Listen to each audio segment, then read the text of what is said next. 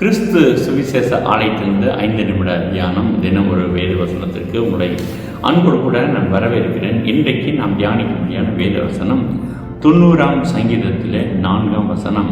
உமது பார்வைக்கு 1000 வருஷம் நேற்று கழிந்த நாள் போலவும் ராச்சாமம் போலவும் இருக்கிறது. கர்த்தருடைய பார்வையிலே ஒரு பார்வைக்கு 1000 வருஷம் போலவும் 1000 வருஷம் ஒரு நாள் போலவும் இருக்கிறது. 2 பேதுரு 3ஆம் அதிகாரம் 8ஆம் வசனம் சொல்லுகிறது, பிரியமானவர்களே, கர்த்தருக்கு ஒரு நாள் 1000 வருஷம் போலவும் 1000 வருஷம் ஒரு நாள் போலவும் இருக்கிறது என்கின்ற இந்த காரியத்தை நீங்கள் அறியாதிருக்க வேண்டாம். 1000 வருடத்தில் இந்த காரியம் நடக்கும் என்று நினைக்கக்கூடிய காரியத்தை கர்த்தர் ஒரே நாளிலே செய்து முடித்து விடுவார்.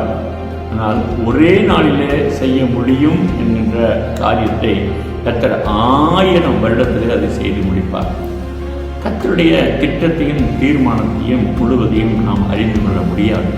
அவருடைய பார்வைக்கு ஒரு நாள் 1000 வருஷம் போலவும் 1000 வருஷம் ஒரு நாளை போலவும் இருக்கிறது. அது மாத்திரமல்ல, ராச்சாமம் போலவும் இருக்கிறது என்று எழுதியிருக்கிறது. ஜாமம் என்று சொன்னால் கால முறைப்படி இரவு அல்லது பகல் தலா 4 மணி நேரம் கொண்ட ஒரு பகுதி. ஒரு நாளைக்கு 8 ஜாமங்கள் இருக்கிறது. இரவில் 4 ஜாமங்கள் உள்ளது. ராச்சாமம் என்று சொன்னால் நள்ளிரவு அல்லது இரவு நேர காவல் பொழுதுகளை ஜாமங்களை குறிக்கும் விதமாக பயன்படுத்தப்படுகிறது. ராச்சாமம் அதிலே இரவில் ஒரு குறிப்பிட்ட ஜாமத்தை குறிக்கிறது. அந்த ஒரு ஜாமம் 3 மணி நேரம் என்று சொல்லப்பட்டிருக்கிறது. ஒரு நாள் கர்த்தருடைய பார்வையில் அந்த 3 மணி நேரத்தை போல ராச்சாமத்தை போலவும் இருக்கிறது என்று வேதம் நமக்கு தெளிவுபடுத்துகிறது. எனவே தேவன கர்த்தருடைய பார்வையில் எல்லாமே மிகவும் அற்பமான காரியமாக இருக்கிறது. நம்முடைய பார்வைக்கு இது எப்படி முடியும், இது எப்படி நடக்கும், இது எப்படி உயிர் பெறும் என்று சொல்லி நாம் நினைக்கலாம். அவர் எலும்பின் பள்ளத்தாக்கை பார்த்து நீ பேசு என்கிறார்.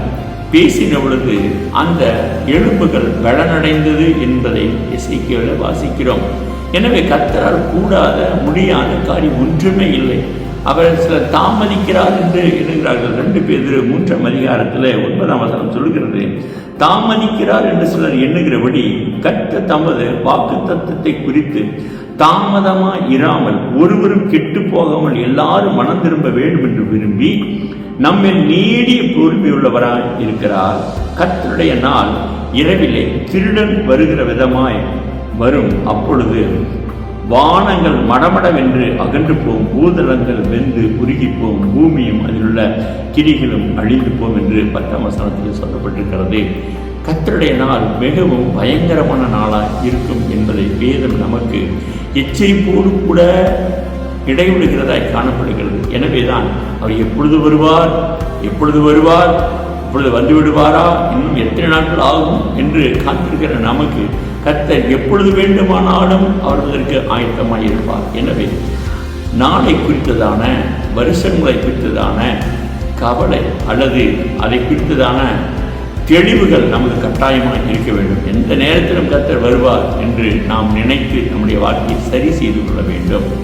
இவ்வளவு நாட்கள் கழித்துத்தான் வருவார் என்பதை நாம் திட்டம் பண்ணி சொல்ல முடியாது. எனவே தான் நாம் எப்பொழுதும் ஆயத்தமுள்ளவர்களாய் காணப்பட வேண்டும்.